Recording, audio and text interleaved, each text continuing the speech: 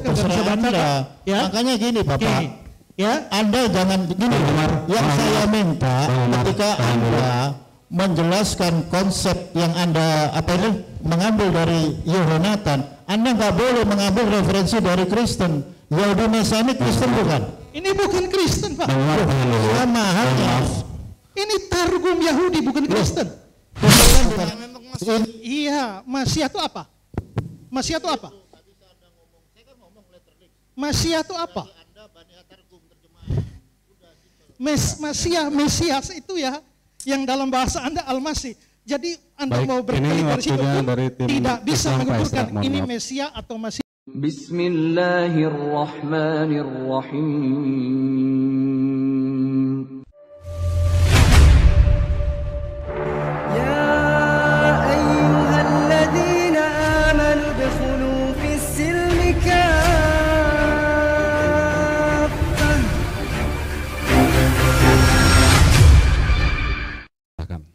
Baik, alhamdulillah kita lanjutkan.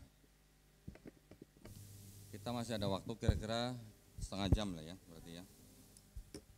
Mungkin begini, saya kasih waktu dulu ke Umar untuk menjawab pertanyaan Pak Esra Solu ya.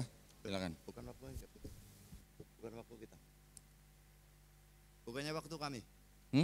Tadi bukannya waktu kami. Tadi masih Kodondi, waktu mau melempar saya berhentikan dulu Pak. Okay. Jadi Kodondi jelasin sebentar, betul. Baru nanti disanggah. Terima kasih Pak. Ya, seperti yang saya bilang tadi ya, terkait terus. Oke, terkait masalah berkhilafat. Terlalu dekat Pak Oman enggak? Kalau terlalu dekat enggak karuan. Enggak keras kok suara, terlalu keras kalau dekat tahu. Tes. Ya, gitu. Oke. Berkhilafat satu-satu. Musik Torah misine umsara liuswa lisikenim. Orang-orang bijak di dalamnya ada rabi-rabi. Salah satunya adalah Rabbi Akiva, seorang midrasik, pengajar agadah dan juga halakah. Di situ juga menjelaskan terkait bagaimana Yesaya 53, yang dimana narasi tersebut diteruskan oleh Rasi atau Rabbi Shlomo Yisaki dan juga Rabbi Yonah. Itu ada dalam Talmud Belakos 5a dan masih banyak lagi. Ini dari perspektif Judaism. Kalau saya ngambil dari narasi PB banyak. Rabi-rabi di era Bait Suci kedua, khususnya di era Yesus, banyak yang menolak Yesus. Itu kalau dari PB. Kalau saya tarik lagi dari Rabbi Simon, seorang Kohen Hagadol juga tidak bisa menerima Yesus. Dan saya tarik lagi ke dalam garis mundur akronim Rasbi, Rabbi Simon Bar Yochai dalam bukunya Zohar juga menolak Yesus Kristus. Oke, Kodondi mau lanjut? Baik, saya tadi ingin menanggapi dari Pak Budi mengenai bagaimana Yahudi punya otoritas untuk menafsirkan tanah, gitu ya Pak ya. Tadi saya sudah jelaskan sedikit bahwa kita sudah bisa membuktikan bahwa bukan orang-orang Kristen yang menyusun tanah. Kalau begitu, yang berhak menafsirkan tanah adalah bukan orang Kristen. Tetapi seperti tadi saya katakan, orang Kristen menggunakan jembatan, ya, jembatan untuk menerjemahkan dan menafsirkan tanah itu melalui kitab Septuaginta, gitu kan? Karena Septuaginta memang sudah diresensi oleh bapak-bapak gereja sehingga Sudah di apa? resensi. Resensi, tahu nggak Pak? Resensi. Resensi itu artinya penerjemahannya tuh dikritisi gitu. Tapi tidak diubah ya? Jadi robah. Yang kita sebut Yesaya 7:14 sih, ingat nggak Pak? Kenapa ya, yang di sini Parthenos, kenapa di sini Neanis? Itu salah satu resensinya Pak, itu hasil resensi. Irenaeus saja sampai membantah Origen gitu, ya. Jadi karena sudah diresensi, maka pemahaman Kristen terhadap tanah itu melalui jembatan Septuaginta, gitu Pak ya. Kalau Bapak menanyakan bagaimana ceritanya orang Yahudi punya otoritas, ya mereka memang mereka yang punya otoritas Pak, karena mereka yang menyusun, gitu. Kristen menurut saya tidak berhak untuk menafsirkan tanah, gitu. Nah, Kristen memang hanya bisa menafsirkan tanah melalui Septuaginta Yang mana Septuaginta itu sudah menjadi bagian daripada Kristen, menjadi bagian daripada Bible-nya Kristen di abad keempat menjadi perjanjian lama. Sebelum itu Tanakh kan yang menjadi kitab utama untuk orang-orang Judaism gitu Pak. Ya, jadi setelah Tanakh di bawahnya kan ada Talmud, di bawahnya ada Midrash. Seperti yang tadi Umar bacakan, itu adalah juga bagian daripada Midrash, juga Talmud yang menafsirkan bahwa Yesaya 53 itu adalah untuk bangsa Israel. Kemudian berikutnya, yang Bapak tadi tanyakan mengenai apa nih? Yang bagaimana kok bisa ditafsirkan sebagai bangsa Israel, ya? Mungkin itu nanti kita bicara di sesi kedua lebih enak kali Pak ya. Ini kita sekarang kan sedang menyamakan perspektif dulu nih. Siapa yang punya perspektif ini, siapa yang punya otoritas, ini yang kita perlu samakan dulu gitu Pak ya. Baik, kalau begitu coba kita serahkan kembali waktunya kepada tim Pak Budi dan Pak Isar Suruh, silakan. Oke, tentang otoritas itu saya sudah memberikan bantahan saya kira ya. Surat Roma itu ditulis oleh Paulus orisinalnya kepada jemaat Roma sama sekali tidak berarti bahwa jemaat Roma punya otoritas tertinggi untuk menafsirkan surat Roma. Jadi itu satu ilustrasi yang sangat kuat. Jadi tanah diberikan kepada Yahudi tidak berarti mereka yang punya otoritas tertinggi untuk menafsirkan itu. Pada zaman Yesus saja mereka dilawan oleh Yesus dalam penafsirannya. Lalu siapa yang benar? Yesus juga Yahudi. Dan bagi kami dia Tuhan. Dan dia tidak mungkin salah dalam menafsirkan. Lalu saya juga memikirkan kenapa kalian itu terus berkutat pada ayat ketiga ya. Jadi saya punya kecurigaan kalian takut membahas ayat-ayat yang lain karena ayat-ayat yang lain ini jauh lebih keras lebih kuat menunjukkan bahwa ini menunjuk pada Yesus gitu ya. Jadi saya justru akan melebar lagi. Kalau tadi saya sudah membahas ayat 4 sampai dengan ayat 6 ya. Penyakit kita yang ditanggungnya, kesengsaraan kita yang dipikulnya, itu menunjukkan Yesus sebagai substitute atau pengganti kita dalam memikul hukuman dosa. Kita yang berdosa, kita yang seharusnya dihukum, tapi dia menggantikan kita memikul hukuman yang seharusnya untuk kita. Lalu juga dalam ayat 5, dia tertikam oleh karena pemberontakan kita. Dia diremukkan oleh karena kejahatan kita. Ganjaran mendatangkan keselamatan bagi kita, ditimpakan kepadanya, dan oleh bilu-bilunya kita menjadi sembuh. Penyakit maupun sembuh di sini ini dalam arti rohani, bukan dalam arti hurufiah, ya, dalam arti jasmani tidak. Jadi penyakit rohani maksudnya dosa, sembuh juga disembuhkan dari dosa berarti diampuni dosanya. Lalu ayat 6 juga menunjukkan Yesus sebagai pengganti ya. Kita sekalian sesat di domba, masing-masing kita mengambil jalan sendiri, tapi Tuhan telah menimpakan kepada kejahatan kita sekalian. Kita yang sesat, tapi kejahatan kita ditimpakan kepada Yesus. Kalau ini bangsa Israel, loh bagaimana, di mana dan kapan bangsa Israel menebus dosa manusia? Mereka bahkan tidak percaya penebusan. Bagaimana mereka yang menjadi penebus? Lalu saya lanjutkan ayat 7. Dia dianiaya tetapi dia membiarkan diri ditindas dan tidak membuka mulutnya seperti anak domba yang dibawa ke pembantaian. Seperti induk domba yang dikeluh di depan orang-orang yang menggunting bulunya, ia tidak membuka mulutnya.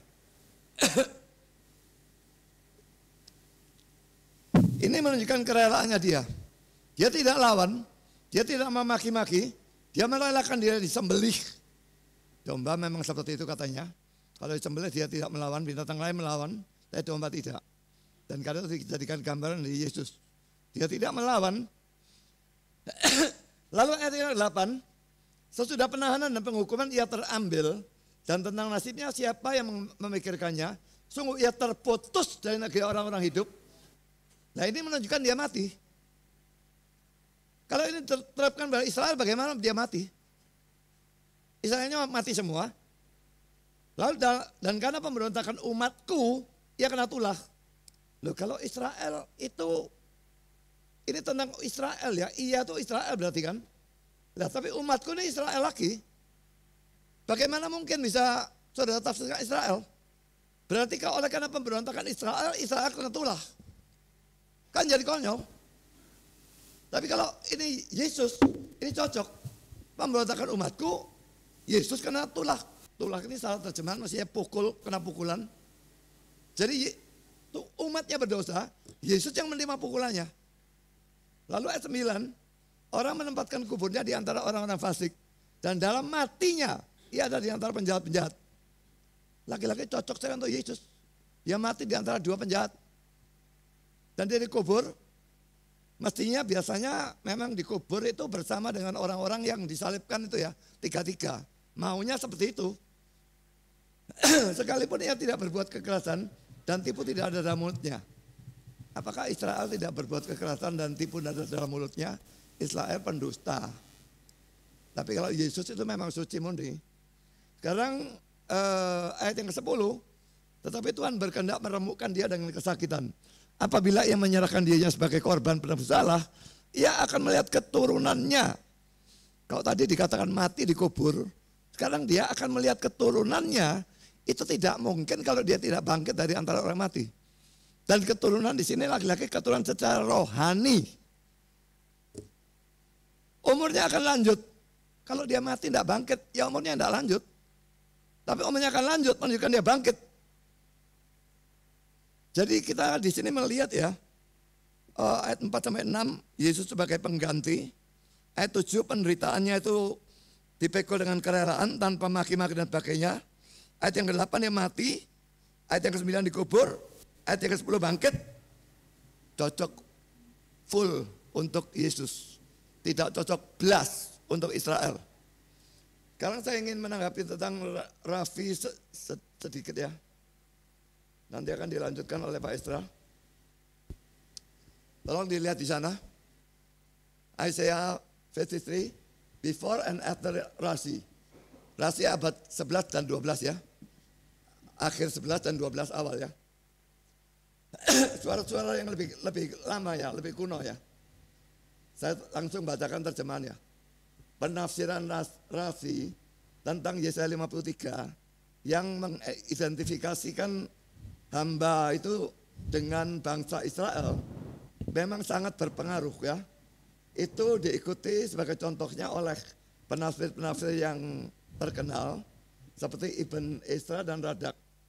Tapi penafsiran Rashi bukanlah satu-satunya suara tentang Yesaya 53 di dalam tradisional Yudaisme.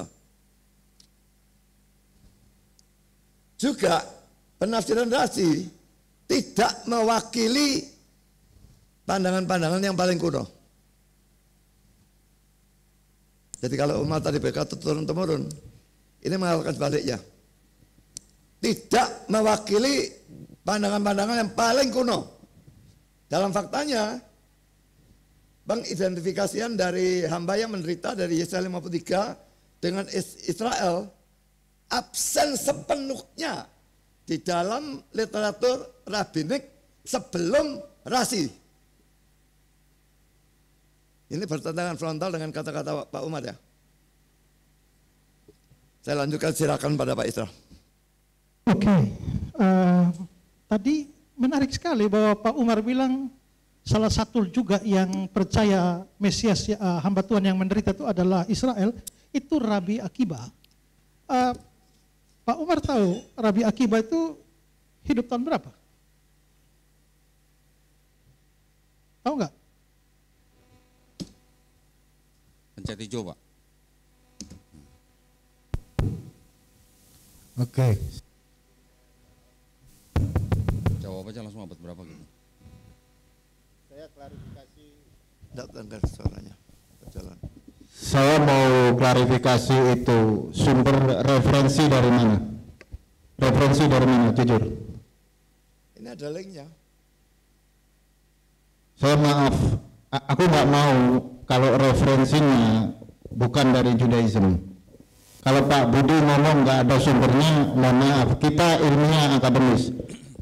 Rabi Akiva abad kedua, dia seorang goyim. Tunggu. Ntar dulu. Tanya gua dulu mau ngomong nggak gitu. Jangan main pindah aja, ini gua punya mic. Bapak, Pak Budi tadi mengatakan ini penulisnya siapa nggak diketahui Pak? Ini tulisan yang di belakang ini. Tinggal lihat aja itu dari Siapa tulisan? Targum Jonathan. coba ke atas. Salom.com. Ya. Ya pasti berasal dari kekristenan ya Pak ya. tapi mengutip Targum Jonathan mungkin lah ya. Oke. Ya kan? Nah, oke. Ini apakah ini yang dari tulisan PC bukan Pak? Langsung. Orang yang bernama PC bukan? Kalau saya nanya Bapak boleh jawab nggak apa-apa? Ya waktu yang berjalan Ini tetap langsung waktu dari saya. web ini dan memberikan sumbernya. Iya, ini tulisan PC bukan Pak? Maksudnya PC apa? Nama orang. Nah, kita nggak tahu. Nggak Lihat tahu. di situ aja. Itu ada Nggak tahu. webnya jelas itu. Ya kan saya juga bisa lihat dari sini tuh. Linknya ada di sana ya. Iya. Shalom ini maksud saya dia referensi dari murni Judaism. Kalau Judaism kayak gini. Nggak usah. Nggak. Ini waktunya jalan terus soalnya. Oke. Oke, nggak apa-apa, gini aja. Poinnya gini, Bapak kalau mau tunjukkan sesuatu seperti website ini tidak apa-apa, tapi maksud saya penulis ini namanya siapa gitu maksud saya. Nah, betulkah ini tulisan PC gitu? Itu aja yang pengen saya konfirmasi ke Bapak. Oke, silakan Pak. Ya, Pak, harus Oke. bilang itu. Kenapa harus nama orang? Dan saya punya web yang lain yang dari kelompok Yahudi Mesianik, yang langsung menunjuk kepada sumber-sumber Yahudi. Nah, sekarang tadi aneh sekali bahwa Anda mengatakan Rabi Akiba itu percaya bahwa hamba Tuhan yang menderita itu adalah Israel. Sumbernya dari mana saya tanya? Anda punya sumber? Enggak, waktu itu dulu. Oke, saya kasih pelajaran penting buat Pak Esra Soru. Yahudi Mesianik itu Kristen. Satu ya. Beda, perhatikan kalimat saya.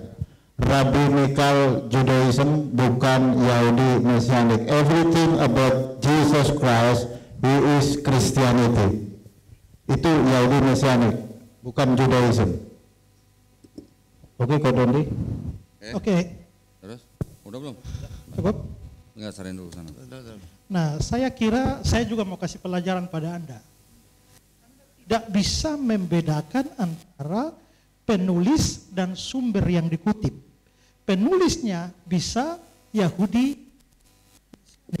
tapi sumber-sumber yang dikutip itu bukan Yahudi Mesianik. Itu orang-orang yang tidak percaya Yesus itu Mesias, tapi tidak menafsirkan bahwa itu adalah Israel. Ya, maka saya sekarang tanya, Anda coba tunjukkan buktinya bahwa Rabi Akiba percaya hamba Tuhan yang menderita itu adalah Israel. Yang tadi Anda omongkan, dari mana sumbernya? Waktu.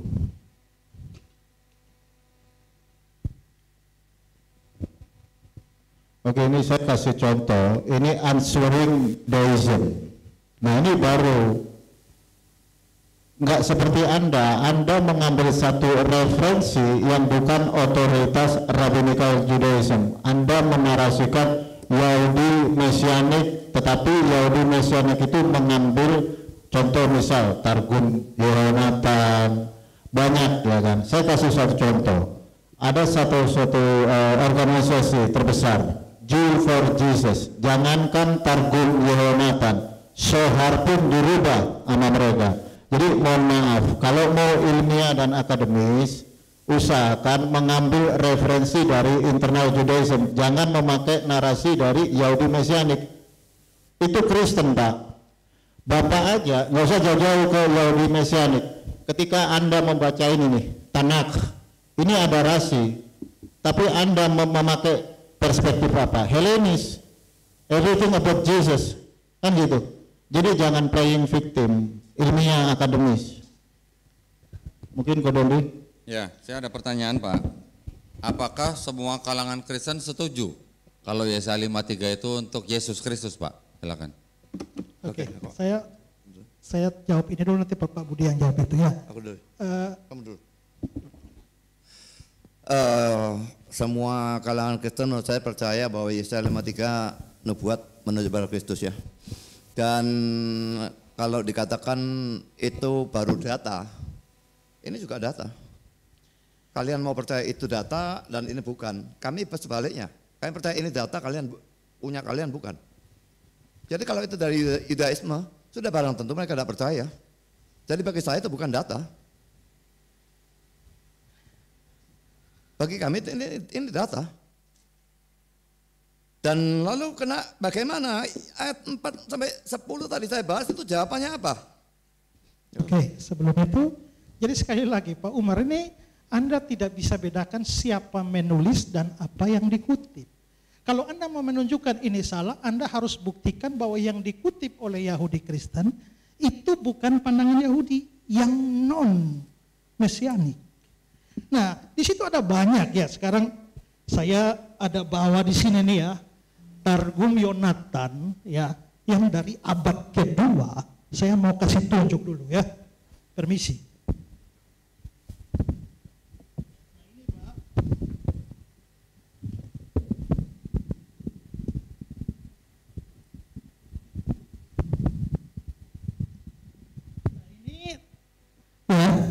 Targum Yonatan ya, yang diterbitkan 92 tapi langsung dari Targum Yonatan abad kedua.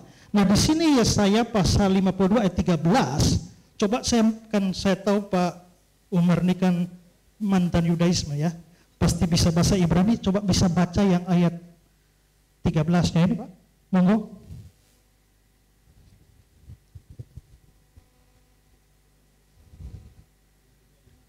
Yang ayat 13 ya Pak. Ini loh, Yesaya 52 ini ayat 13, coba tolong dibaca Pak. Dalam bahasa Ibrani ya. Nah, saya minta Bapak baca. Nah, gini loh. Anda bisa baca atau tidak? Nah, saya hanya minta baca untuk menunjukkan bahwa dari Targum Yonatan abad yang kedua ini memang dia mengacu kepada Israel atau bukan. Nah, kalau begitu coba baca. Apakah dia ngomong tentang Israel? Ya? Saya nggak bisa baca. Saya hanya minta coba baca. Coba baca. Ya, kan Anda ahlinya. Maka sekarang saya enggak.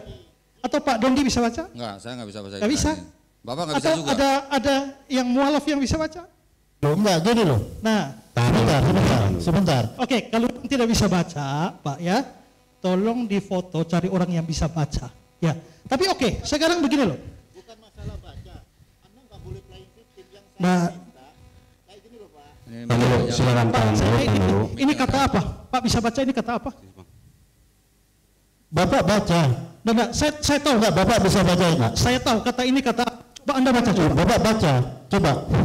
Loh, Anda kok ngetes saya? Saya tahu, Pak. Iya. Saya hanya minta Anda tolong coba Anda baca ini loh. Loh, Ini Anda kata baca. apa? Baik. Kan Anda yang nyuruh Untuk baca ini loh. silakan untuk Pak Estra. Anda yang nyuruh baca kok saya suruh. Jadi Anda nggak bisa baca, nggak mau baca, nggak bisa Terserah baca, Anda. Pak. Ya. Makanya gini Bapak. Oke. Ya. Anda jangan gini. Yang saya minta ketika Anda menjelaskan konsep yang Anda mengambil dari Yonatan, Anda nggak boleh mengambil referensi dari Kristen. Yahudi Mesianik Kristen bukan? Ini bukan Kristen, Pak. Sama halnya. Ini Targum Yahudi, bukan Kristen. Di mana Yonatan mengimani Yesus Kristus. Tahan dulu. Silakan untuk Pak Estra menjelaskan. Begini loh.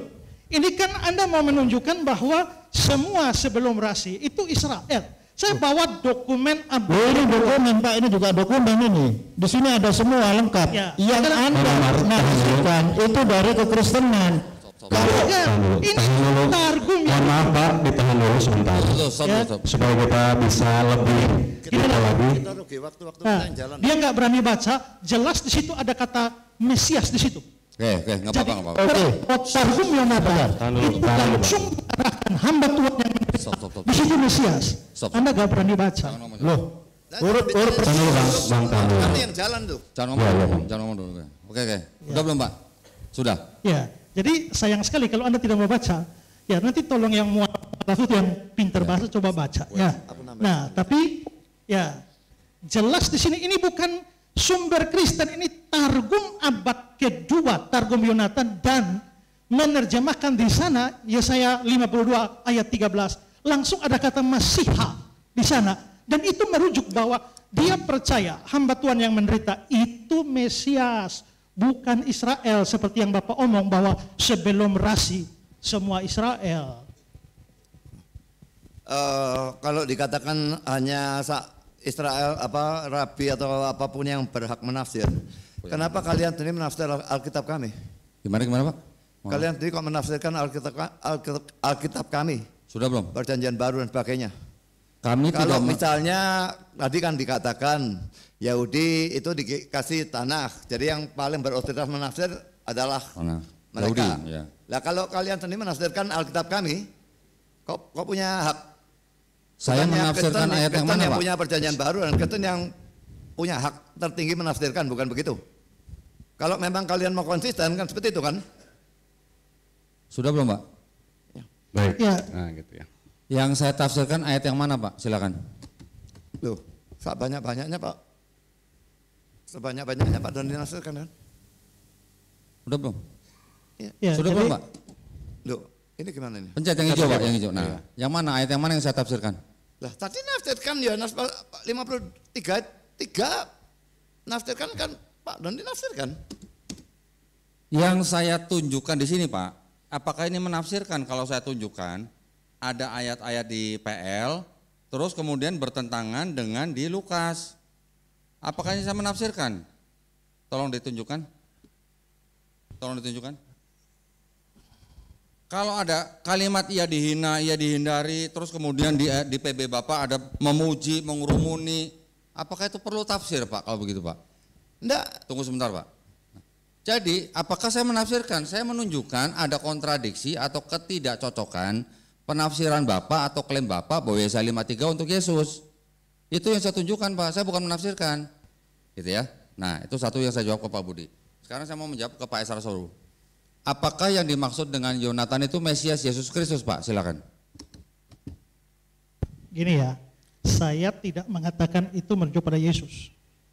Ya, yang saya lagi buktikan sekarang ini menunjukkan bahwa ada rabi-rabi Yahudi sebelum Rasi yang juga tidak percaya seikut pandangan Rasi bahwa itu Israel.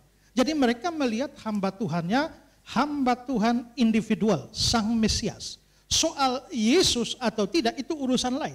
Tapi inti perdebatan sekarang ini adalah apakah itu menunjuk pada Israel atau tidak. Dan Pak mesti ingat juga bahwa Maimonides itu juga tidak setuju dengan tafsiran Rasi. Dia anggap itu semua menunjuk kepada Mesias. Ada Rabi Yitzhak Kaduri, juga Rabi Haraf Yitzhak Gisburg. Semua artinya bahwa sebelum Rasi ada banyak pandangan mengatakan itu Mesias. Setelah Rasi juga ada. Jadi justru pandangan yang mengatakan bahwa itu adalah Israel justru pandangan minor. Nah, gitu loh Mas. Ya saya ajari itu ya supaya ngerti. Ya, oke. Ya Pak Budi mau ini? Baik.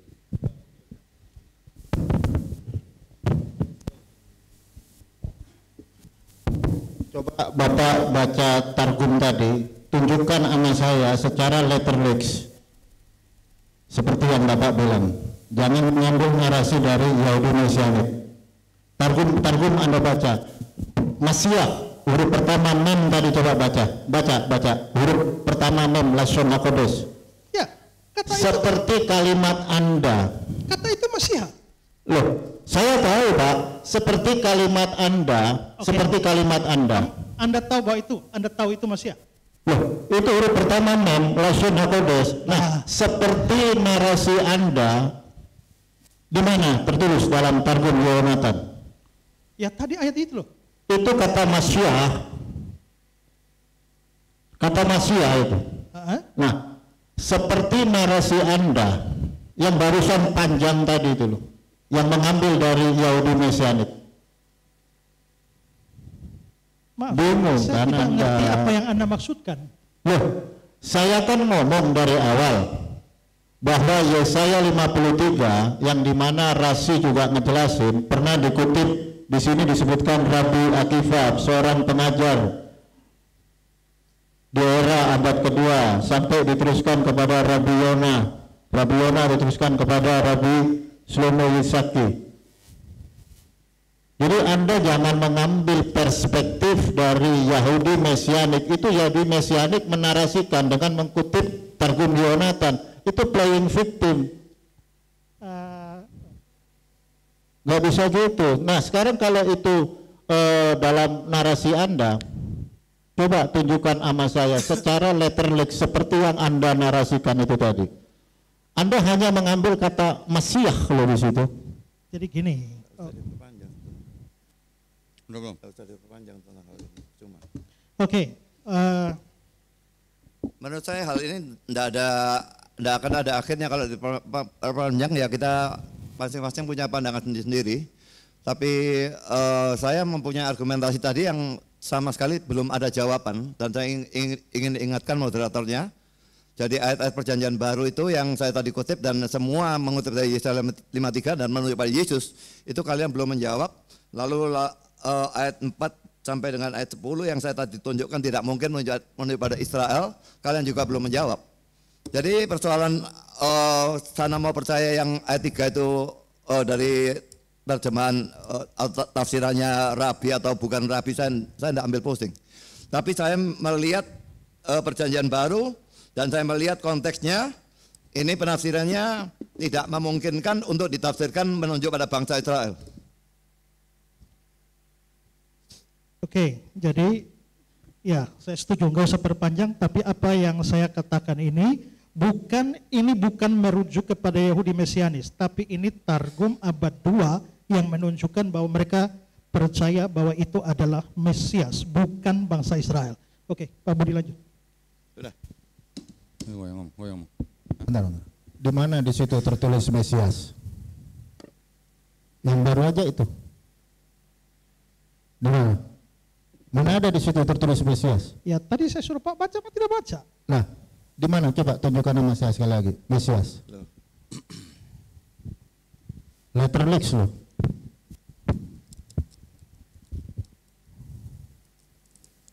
Ini kan?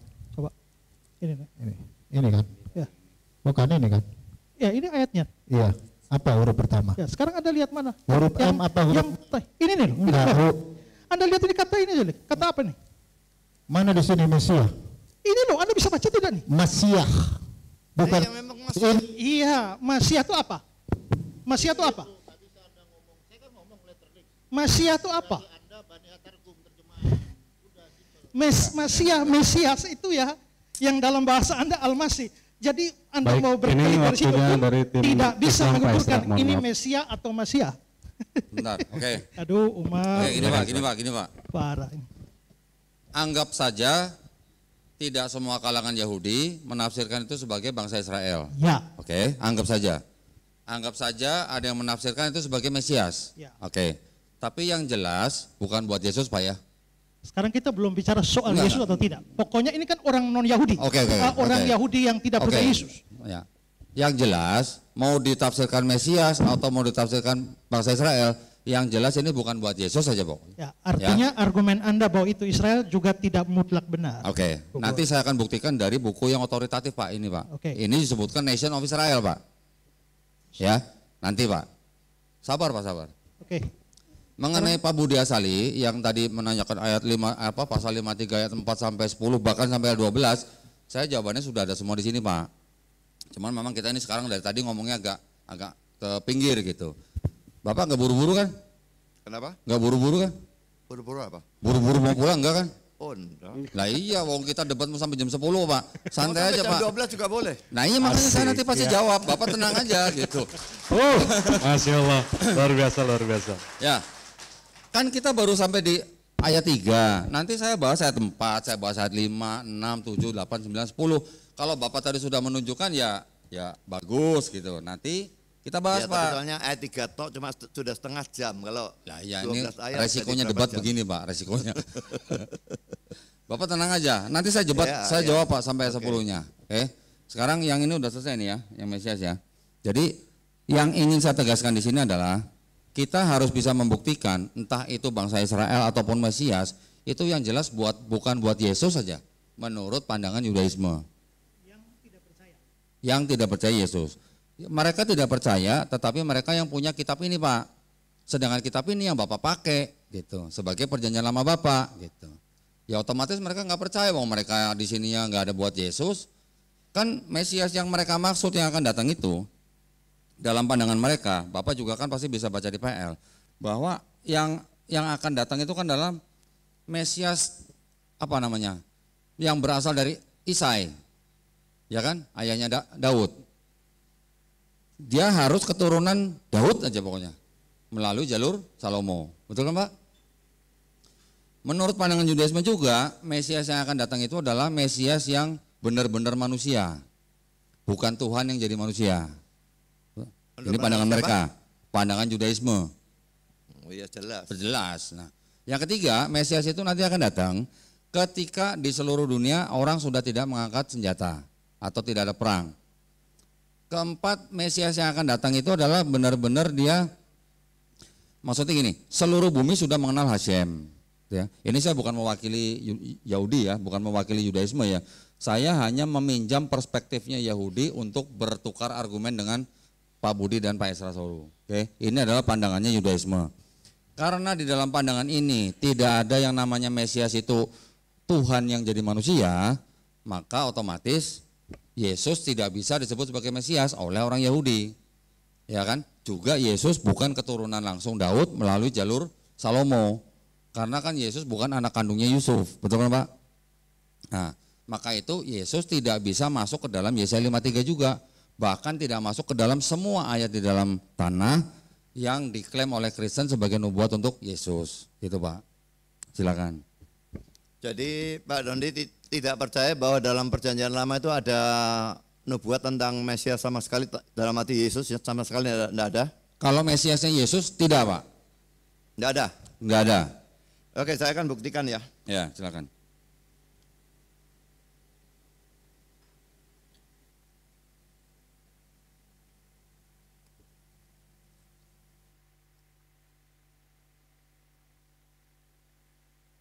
Ini waktu orang-orang Majus itu datang,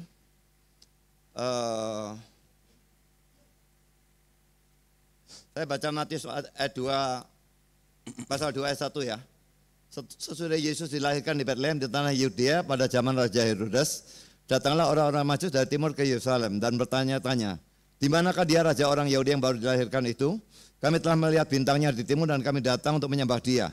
Ketika Raja Herodes mendengar hal itu terkejutlah ia beserta seluruh Yerusalem. Maka dikumpulkannya, perhatikan ini ya, para imam kepala dan ahli Taurat bangsa Yahudi. Lalu dimintanya dari keterangan dari mereka di mana Mesias akan dilahirkan. Mereka bisa tahu dari mana kalau bukan dari PL.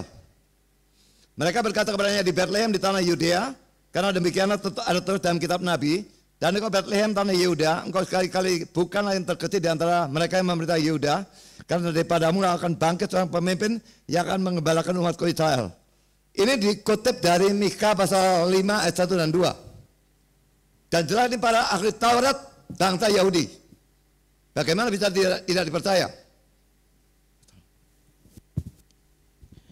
Ya, kalau dikatakan argumentasi Yahudi, ya memang karena Yahudi itu justru menjadi pergumulan gereja mula-mula. Gereja mula-mula itu percaya Yesus adalah Mesias itu. Sementara orang Yahudi itu tidak percaya Mesias yang dijanjikan itu adalah Yesus. Jadi memang ini sudah kontroversi yang panjang. Nah, sehingga sekarang ini ya memang akhirnya menjadi aneh bagi saya ini ya, bahwa sebenarnya Bapak berdua ini percaya pandangan-pandangan Yahudi itu dengan semua kitab suci mereka dan sumber-sumber mereka itu ya? Perlu dijawab atau gimana Pak? Kami bukan percaya atau tidak percaya Pak, tapi kami hanya menggunakan literasi-literasi, gitu. Ya, silakan. Artinya Kok kita tidak dijawab pertanyaan saya? Yang mana? Pertanyaan saya tadi belum jawab. Tolong pencet Pak. Yang mana? Mika 52. Iya. Mika 52 menurut pandangan Yudaisme itu adalah untuk Rut Pak. Bukan untuk siapa? Yesus. Rut, menantunya Naomi. Dia disebut sebagai apa namanya? Suku Yahudi yang paling kecil. Ya, kalau mau dibahas lebih detail nanti boleh. Tapi mau ke situ atau enggak? Kalau mau ke situ saya buka nih. Gimana Pak? Mau bahas Rut atau mau bahas Yesaya 53 nih? Saya kan belum jawab apa yang ayat 4 sampai 10. Jauh-jauh, enggak usah. Oke, ya saya hanya menyampaikan bahwa Mika 5 ayat 2 itu bukan untuk Yesus juga, tetapi membicarakan tentang Rut, menantunya Naomi yang suaminya meninggal, kemudian dia disuruh pulang oleh Naomi, dia tidak mau pulang. Itu maksudin dalam Mika 5:2. Dan itu juga salah terjemahan. Bethlehem yang dimaksud bukan kota Bethlehem. Ya, kalau mau bahas detail boleh. Sekarang saya udah jawab. Nanti kalau tetap mau ditanyain saya buka gitu. Oke. Tapi saya mau jawab dulu Pak Budi tadi yang menanyakan bahwa saya bertanya kepada Pak Budi, apakah semua kalangan Kristen setuju bahwa Yesaya 53 itu untuk Yesus? Ternyata Pak, bentar ya.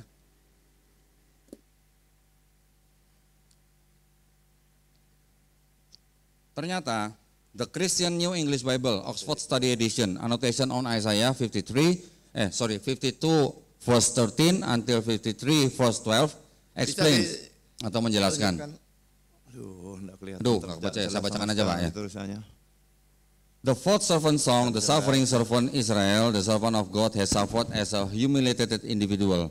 However, the servant endured without complaint because it was vicarious suffering for others. For chapter 52, verse 13 to 15. Nation and kings will be surprised to see the servant exalted. Chapter 53, verse 1. The crowd, pagan nations among whom the servant Israel lived, speak here through verse 9, saying the significance of Israel's humiliation and exaltation is hard to believe. Halaman 788, 789. Juga lihat daripada RSV Bible, Oxford Study Edition, halaman 889. Dari Walter Brookman, PhD, Isaiah 40-66, Louisville, Kentucky, 1998, page 143 menyatakan, states, there is no doubt that Isaiah 53 is to be understood in the context of the Isaiah tradition, insofar as the servant is Israel. So ya Pak ya, a common assumption of Jewish interpretation. We see the theme of humiliation and exaltation serve the Isaiah rendering of Israel.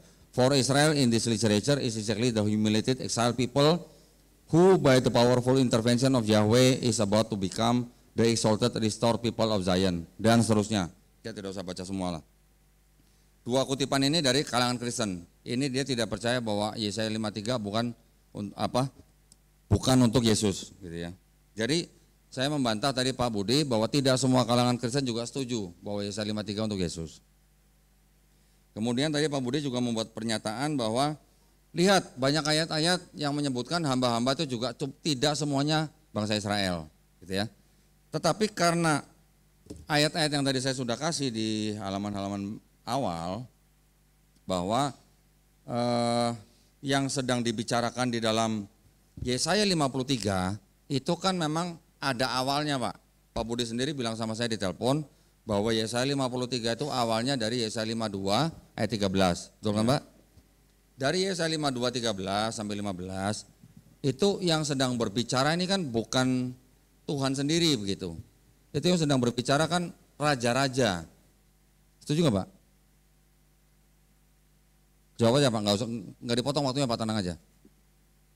Enggak, saya enggak dengar gimana? Yang berbicara di Yesaya 52 ayat 13 sampai 15 itu bukan Hashem tapi raja-raja bangsa-bangsa gitu. Setuju nggak Pak? Bukan siapa?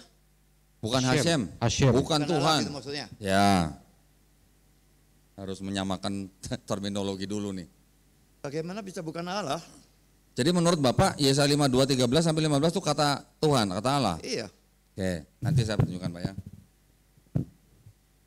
Ini hambaku, ku-nya huruf besar. Oke, saya bukakan Pak. Kita lihat, tolong ditampilkan. Sudah? Hamba Tuhan yang menderita perikopnya.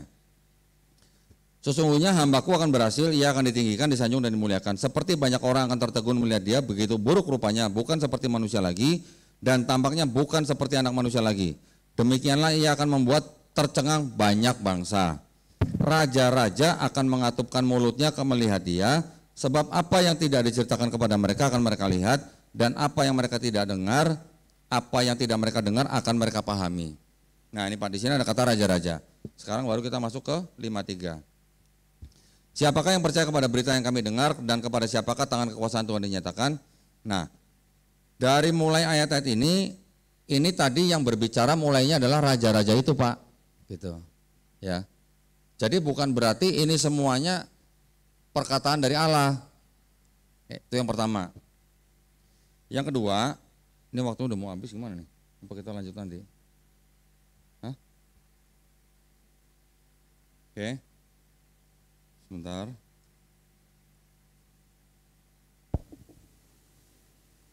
Nah, bisa dilihat ya. Atau di sini aja deh, supaya kebaca deh. Kalimat-kalimat yang sering digunakan oleh Kristen yang ditujukan sebagai nubuat untuk Yesus. Contoh misalnya seperti ia dihina, dihindari orang, tadi yang 53 ayat 3. Kemudian seorang yang penuh kesengsaraan dan biasa menderita kesakitan, ia sangat dihina sehingga orang menutup mukanya terhadap dia, dan bagi kita pun dia tidak masuk hitungan. Di sini bilang tidak masuk hitungan, Pak, tapi malah dituhankan sama Yesus, sama Bapa kan, orang ini kan. Kemudian sesungguhnya penyakit kita lah yang ditanggungnya dan kesengsaraan kita yang dipikulnya, padahal kita mengira karena itulah dipukul dan ditindas salah. Tetapi ia tertikam ini disebutkan dianggap sebagai disalib oleh pemberontakan kita. Dia diremukkan oleh kejahatan kita, ganjaran mendatangkan keselamatan ditimpakan kepadanya. Seperti tadi Pak Budi bilang bahwa dosa orang Kristen ditimpakan kepada Yesus. Oleh bilur-bilurnya kita menjadi sembuh, seolah-olah bahwa segala penyakit Bapa disembuhkan oleh Yesus. Kita sekalian sesat seperti domba, masing-masing kita menyembah jalan sendiri, tetapi Tuhan menimpakan kepadanya kejahatan kita sekalian. Dan seterusnya sampai ayat ke-10. Nanti akan saya bahas di sesi kedua, Pak. Ya, masing-masing ayat tadi itu ya.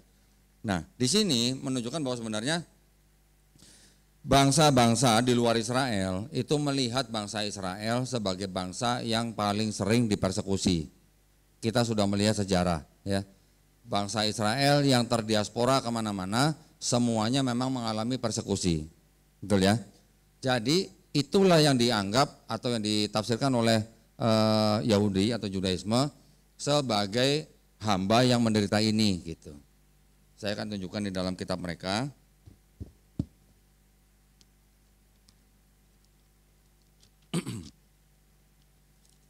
Yesaya 53.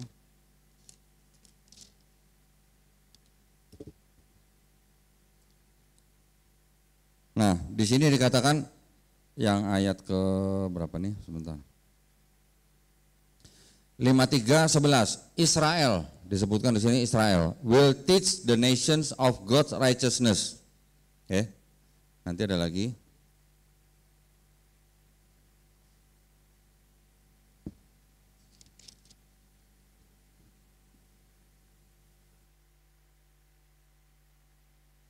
Bentar.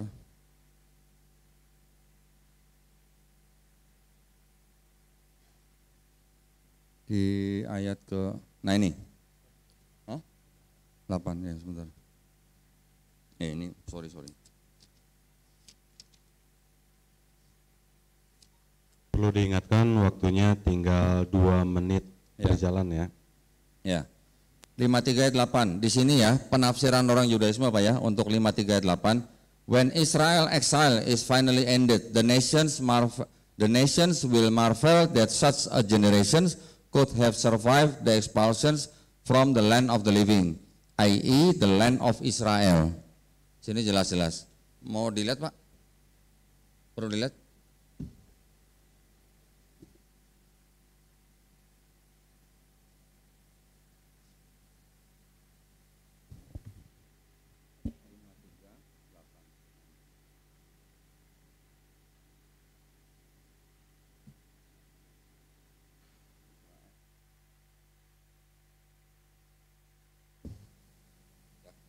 Dari buku apa?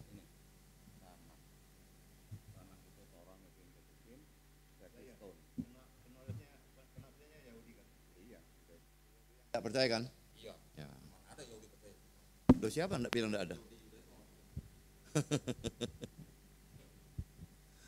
Baik, karena waktunya sudah mau habis, saya serahkan kepada Pak Budi dan Pak Esra untuk menyelesaikan. Nanti kita lanjutkan di sesi kedua, gitu ya.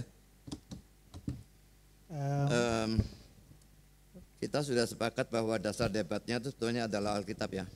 Jadi ayat-ayat perjanjian baru yang saya gunakan itu dasar yang tidak bisa kalian jawab. Dasar debat kita bukan omongan orang-orang Yahudi, yang apalagi yang tidak percaya, dan dasar debat kita bukan omongan orang-orang liberal. Saya sudah cukup kenal Pak Donditan yang seringkali menggunakan buku-buku liberal. Kalau tadi dikatakan ada orang Kristen yang tidak percaya bahwa Yesaya 53 menuju pada Yesus, sudah pasti orang itu orang liberal. Orang-orang Kristen yang waras otaknya tidak ada yang tidak mempercayai bahwa Yesaya 53 menunjuk pada Yesus.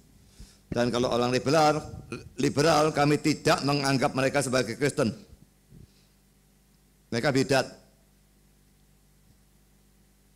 Dan Yohanes 12 ayat 52 ayat 13-15 itu jelas-jelas kata ku-nya sudah huruf besar, dan kalau kita membaca ayat sebelumnya menggunakan Yahweh, jadi sudah jelas bahwa itu juga kata-kata dari Tuhan. Lalu kalau dikatakan dalam Yesaya 53 ayat 3 ayat 2 dan sebagainya ya, ia tidak tampan dan semaraknya pun tidak ada sehingga kita memandang dia, dan rupa pun tidak sehingga kita menginginkannya. Ia dihina dan dihindari orang, seorang yang penuh kesengsaraan yang biasa menderita kesakitan. Ia sangat dihina sehingga orang menutup mukanya terhadap dia, dan bagi kita pun dia tidak masuk hitungan. Itu semua menunjukkan dia secara jasmani. Yesus secara jasmani dia bukan orang gede, dia bukan, dikatakan tidak tampan ya. Tidak tampan tidak berarti jelek, tapi bisa pokoknya ya dinilai nilai 6 begitu tidak tampan. Kalau 9 ya dia tampan gitu ya. Tapi ini dikatakan ini secara fisik. Tapi secara rohani tidak seperti ini sama sekali. Jadi ini Pak digambarkan dia secara fisik semaraknya tidak ada. Dia bukan raja, dia bukan bintang film, bukan apa. Sehingga kita lalu memandang dia. Rupa pun tidak, sehingga kita menginginkannya. Itu semua secara jasmani. Jadi tidak masuk hitungan dan sebagainya, juga secara jasmani.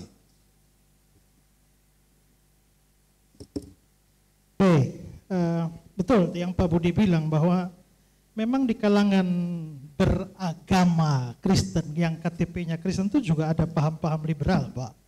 Nah kalau Pak Dondi banyak mengutip yang liberal lalu dibenturkan pada Kristen yang sangat alkitabiah, ya saya kira di dalam kelompok yang sama Islam pun ada Islam liberal yang kalau kita mengutip pandangan mereka pun dan disodorkan pada bapak-bapak juga, bapak-bapak pasti nggak setuju dengan pandangan dia. Ya sama juga dengan kami nggak setuju dengan paham-paham liberal itu. Lalu tadi kan Pak Budi ngutip Matius pasal 2, lalu Pak Dondi bilang wah itu menunjuk pada Rut. Nah hanya belum disampaikan saja, tapi kalau disampaikan itu tafsiran atau bukan. Nah kalau itu tafsiran maka ya Pak juga telah menafsirkan kitab suci Kristen, padahal itu bukan kitabnya Bapak. Jadi Bapak boleh mengutip kitabnya, menafsirkan kitab kami tidak boleh menafsirkan kitab Yahudi. Lalu sekarang tentang masalah itu adalah raja-raja ya. Ya sedangkan di dalam pasal 52 ya, memang ayat yang ke-15 ya. Demikianlah dia akan membuat tercengang banyak bangsa, raja-raja akan mengatupkan mulutnya melihat dia. Lah saya heran bagaimana dari ayat ini Bapak bisa mengatakan bahwa yang ngomong adalah raja-raja. Padahal dari ayat 2 ayat sebelumnya yaitu ayat 13, sesungguhnya hambaku akan berhasil dan seterusnya. Itu hambaku akan berhasil, maka yang ngomong di situ itu adalah Tuhan. Lalu tentang Mesias atau hamba itu lalu diberi keterangan bahwa ia hamba yang menderita itu akan membuat tercengang bangsa-bangsa, raja-raja akan mengatupkan mulutnya melihat dia hamba yang menderita. Bagaimana itu ditafsirkan sebagai hamba-hamba yang ngomong? Selain itu juga ya, kalau memang ini adalah raja-raja yang ngomong, di ayat yang ke-8, di ayat yang ke-11, ada kata-kata dan hambaku itu. Apa itu raja yang ngomong? Ayat 12, aku akan membagikan. Apakah itu raja yang ngomong? Tapi sekarang saya mau fokus, saya mau tanya dulu Pak Dondi. Jadi raja-raja yang Pak Dondi maksudkan itu bangsa mana? Israel atau bukan? Saya belum selesai. Itu adalah raja-raja di luar Israel, Pak. Di luar Israel. Sebentar, belum selesai. Dan yang saya maksud menjadi perkataan raja-raja itu adalah Yesaya 52 ayat 13 sampai 53 ayat 1, Pak. Nah, yang ayat kedua dan seterusnya itu kata Tuhan lagi, gitu. Tidak semuanya kata raja-raja. Tadi mungkin saya belum menyebutkan 53 ayat 1-nya, silakan. Oke. Kalau Yesaya 52 ayat 13 ini ya, kalau kita lihat kata bahasa Ibrani ini semua di dalam bentuk singular ya. Dapat diperhatikan ya. Ini singular, semua singular. Bagaimana bisa raja-raja? Kalau raja-raja itu bentuk jamak, harusnya semua bentuk jamak. Ya, seperti tadi saya bilang, itu dari ayat ke-13 sampai ke-53 ayat 1 itu adalah kesaksian. Kesaksian itu artinya bukan berarti itu langsung Tuhan yang bicara. Itu adalah kesaksian raja-raja terhadap bangsa Israel yang mungkin memberikan kesaksian tentang Israel, gitu Pak. Oke Pak, coba lihat ayat 8, bagian akhir. Dan karena pemberontakan umatku, ia kena tulah. Siapa ia yang kena tulah dan siapa yang dimaksudkan dengan umatku?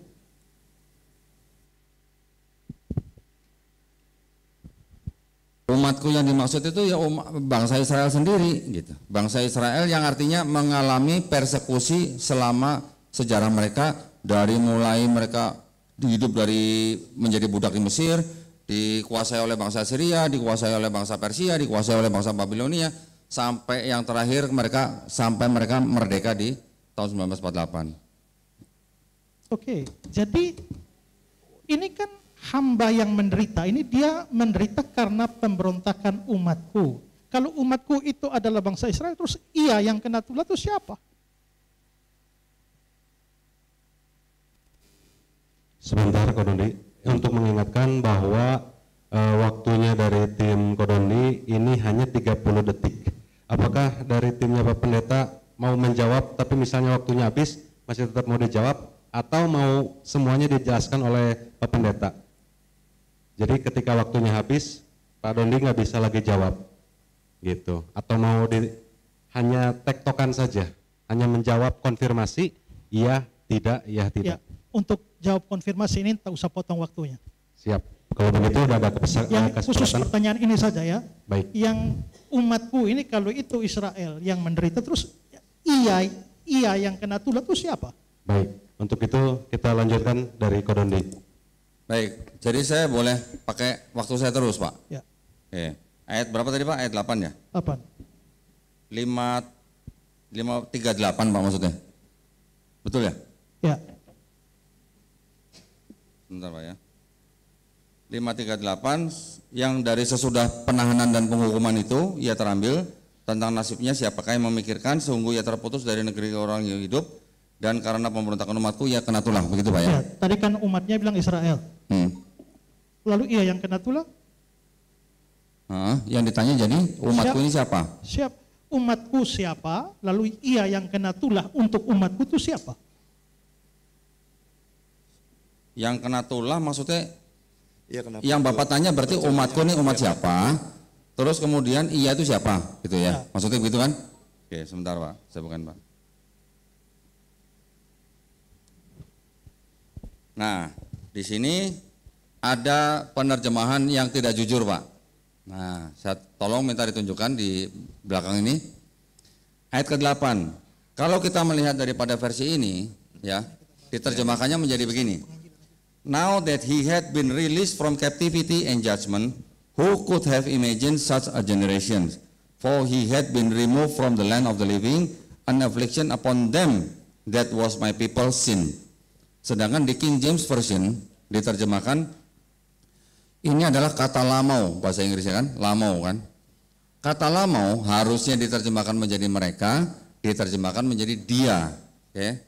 Di terjemahan baru tempat Bapak juga diterjemahkan menjadi dia. Kalau kita melihat kata lamau di dalam Yesaya 53 ayat 8 ini, yang harusnya menjadi mereka diterjemahkan menjadi dia, sedangkan di ayat-ayat yang lain kata yang sama lamau diterjemahkan menjadi mereka di dalam kitabnya Kristen gitu. Jadi di sini sudah ada pergeseran makna. Umatku dan dia, ini sudah ada pergeseran makna. Ia yang dimaksud di sini untuk orang Kristen adalah siapa? Yesus. Mereka di sini siapa? Adalah orang Israel. Saya justru untuk ini saya ingin bertanya kepada Pak Ezra Soru, kenapa kata lamo di Yesaya 53 diterjemahkan menjadi dia, sedangkan di Ulangan 332 diterjemahkan menjadi mereka? Silakan Pak. Maaf, tapi waktu pertanyaannya sudah habis. Kalau gitu buat nanti aja sesi kedua aja. Ini boleh di sesi kedua. Silakan Pak Ezra. Sesi 2 aja. Kalau kita membahas lamo itu juga dengan waktu yang masih tersisa pun nggak bisa. Ya. Jadi kita bahas ini, saya kasih Pak Budi untuk ngomong. Jadi ini kita tundalah ke babak berikut lah. Ya. Baik, silakan. Jadi banyak sekali pertanyaan kami yang tidak atau belum dijawab ya. Sedangkan kalau dari pihak sana kami menjawab semuanya. Mika 5 ayat 2 yang digenapi dalam Matius pasal 2. Kalau dasar debat kita memang dasarnya Alkitab, maka itu harus diterima bahwa para ahli Taurat menganggap pengenapannya itu adalah Yesus dan bukannya Rut. Kalau Rut yang mengenapi itu tidak dasar Alkitab. Ya kita sepakat debat dengan dasar Alkitab ya. Lalu ayat PB yang mengutip Yesaya 53 tadi sama sekali belum dijawab, ada 5 atau 6 ayat. Lalu ayat 4-10 itu juga belum dijawab. Tentang kata lamo itu coba ditunjukkan di sana.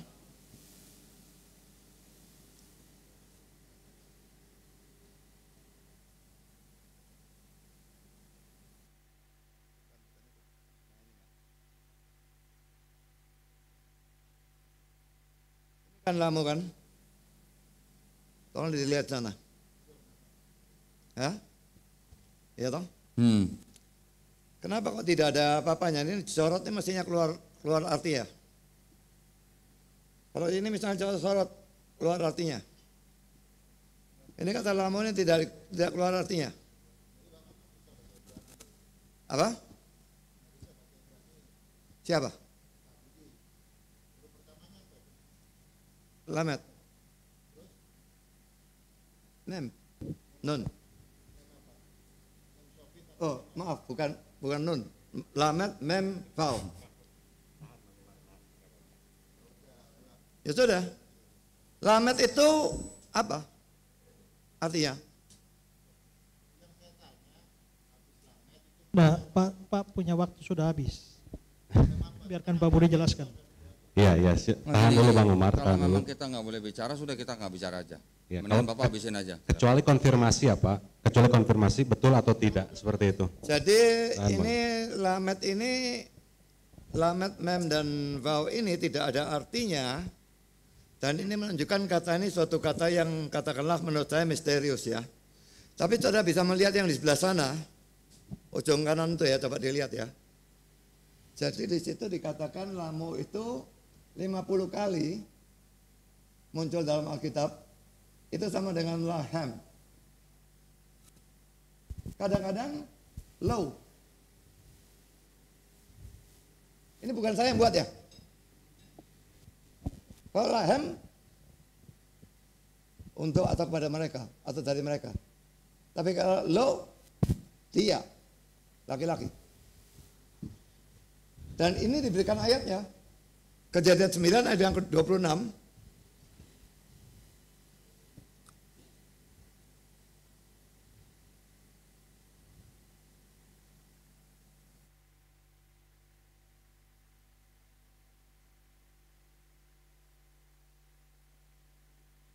Ini menggunakan kata sama ya. Paling gini, bisa dilihat sana. Lamo. Dan dia terjemahannya apa? To him. Perhatikan ini.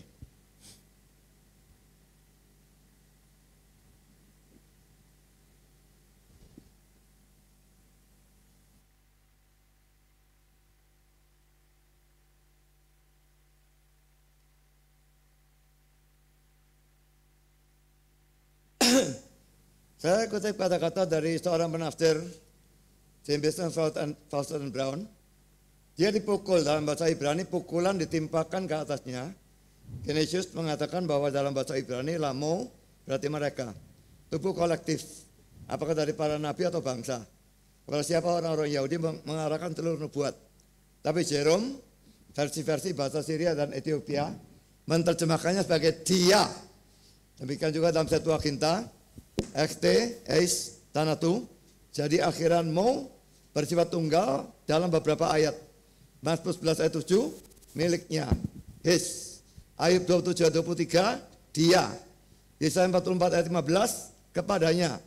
Mungkin Septuaginta untuk kata Ibrani lamo, ke atasnya membaca kata-kata serupa lamawet ke dalam kematian. Eis Tanaton. Yang secara langsung meniadakan interpretasi Yahudi ke atas mereka. Origen yang dengan kerja keras membandingkan teks Ibrani dengan Septuaginta, membacanya demikian dan menekankannya terhadap atau menentang orang-orang Yahudi pada zamannya yang akan menyangkalnya sebagai bacaannya benar jika kata itu pada saat itu tidak benar-benar demikian dalam teks Ibrani. Lot. Mesias adalah perwakilan dari tubuh kolektif semua orang, oleh karena itu bentuk jamak strip tunggal yang ambigu. Lamau. Jadi sama sekali dia benar kalau itu tafsirkan bentuk jamak. Ya, jadi memang lamo itu unik. Memang dia bisa jamak. Tadi yang Pak tunjukkan, itu memang diterjemahkan jamak. Tapi yang ayat yang Pak Budi berikan itu tunggal. Bukan cuma di situ, tapi di dalam Kejadian Yesaya 44 ayat yang ke-15, itu juga membuatnya menjadi Allah lalu menyembah kepadanya. Itu juga lamo, tapi diterjemahkan menjadi bentuk tunggal. Ya. Lalu juga ada versi Alkitab New Jewish Publication Society itu menerjemahkan lamo di dalam teks Yesaya 53 itu juga menggunakan bentuk tunggal. Jadi karena itu bentuk tunggal bisa jamak bisa tunggal, maka yang tadi disebut sebagai ambigu.